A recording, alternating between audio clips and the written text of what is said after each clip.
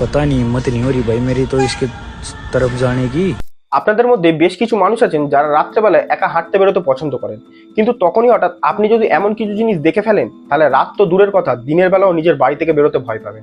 হ্যাঁ ঠিক, প্রচুর পরিমাণে ভাইরাল হয় এই ভিডিওটি, যেখানে একটি ছেলে নিজের বাড়ির পাশের একটি পার্কে রাতের বেলায় হাঁটতে বেরোয় এবং সে বিগত 3-4 ঘন্টা ধরে এমন কিছু অস্বাভাবিক জিনিস লক্ষ্য করে যেটার বৈজ্ঞানিক রূপে কোনো ব্যাখ্যা নেই, এবং সে এই পুরো বিষয়টাকেই নিজের ফোনে রেকর্ড করে নেয়।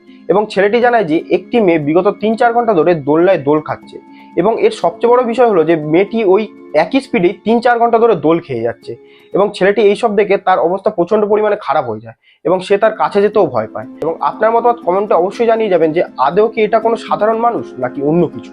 আসুন ভিডিওটি দেখা যাক।